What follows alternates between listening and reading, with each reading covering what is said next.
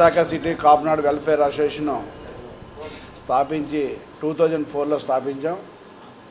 అప్పటి నుంచి ఇప్పటివరకు కూడా కాపునాడు తరపున అన్ని వర్గాల ప్రజలకు అందరికీ కూడా చేదోడు వాదోడుగా ఉండి అనేక కార్యక్రమాలు విశాఖ సిటీలో కాపులందరినీ ఒక ఐక్యవేదిక తీసుకురావాలనే ఉద్దేశంతో ఈ యొక్క సంస్థ పెట్టడం జరిగింది. దానిలో భాగంగా ఇంతవరకు ఒక ఆఫీసు, ఒక కార్పొరేట్ ఆఫీస్ స్టైల్లో 72 వార్డుల్లో కాపునాడు సంస్థలు ఏర్పాటు అయి ఉన్నాయి.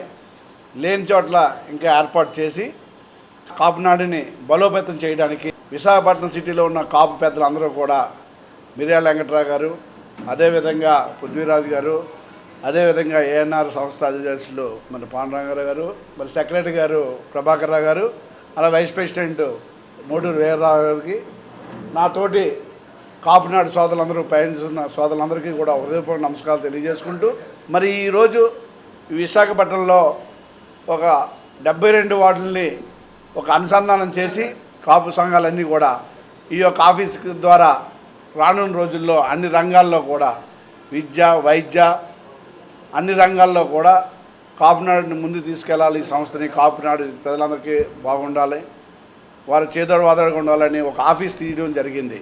ఇది శుభపరిణంగా భావిస్తున్నాను.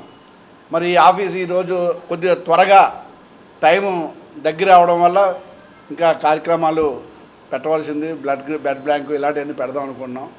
ఈవేళ మామూలుగా ఒక సాధారణంగా ఈవేళ ఓపెనింగ్ చేయడం జరుగుతుంది. ఇక్కడ పెద్దలు అందరూ ఆశీర్వాదంతో ఇక్కడ విద్యార్థులకు ఉచితంగా ట్యూషన్ సెంటర్స్ కానీ, లేకపోతే ఇది గ్రూప్ 1, గ్రూప్ 2 సంస్థలకు కూడా మేము మా యొక్క కాపు సోదరులందరూ కూడా ఆ యొక్క పరీక్షలకి వెళ్ళే విధంగా మాలో ఉన్న పెద్దలందరూ ఎవరు తోచిన సాయం వారి అందరూ చేస్తున్నారు.